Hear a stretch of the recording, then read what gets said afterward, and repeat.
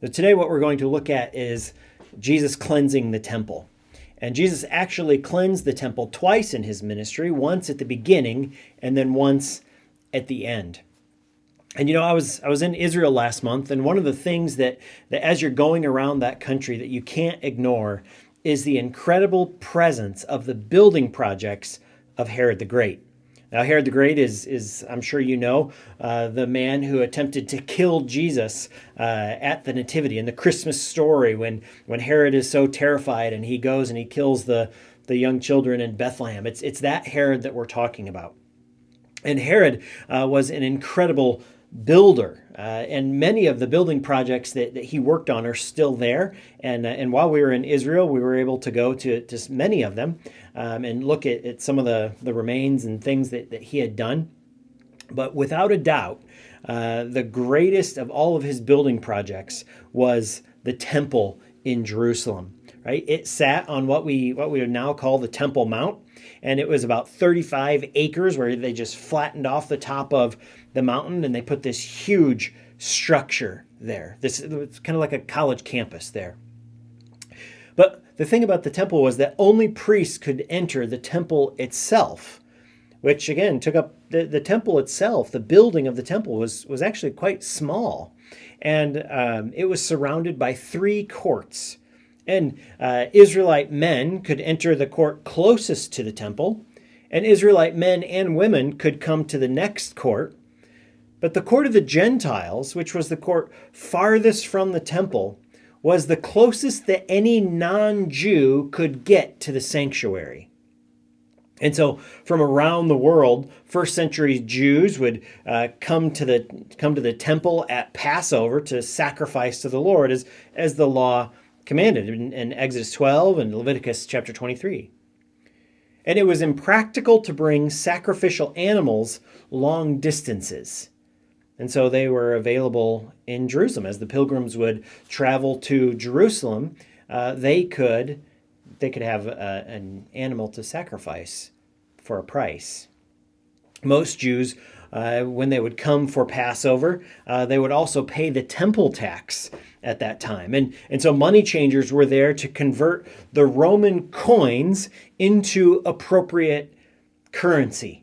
And now the reason why they did this is because there were pagan mottos on Roman coins, and that made it unacceptable for Yahweh's house. And so the Jews viewed that almost as blasphemous, that they couldn't use coins that had pagan mottos to pay in the temple.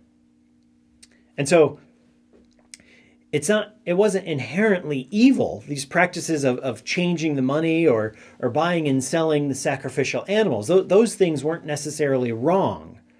The problem here is that pilgrims would pay exorbitant rates to change the money, and sellers would exploit those in poverty. See, so what was not inherently evil on its own, the money changing and the selling of the sacrificial animals, brought occasion for sin.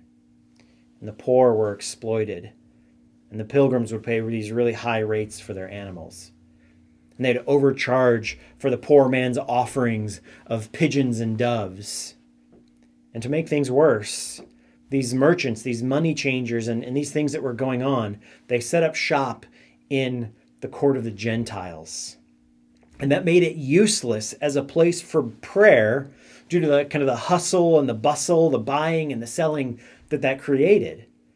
And so these Gentiles were unable to pray and worship appropriately because of what was going on in the court of the Gentiles. And that's why Jesus drove out those sellers.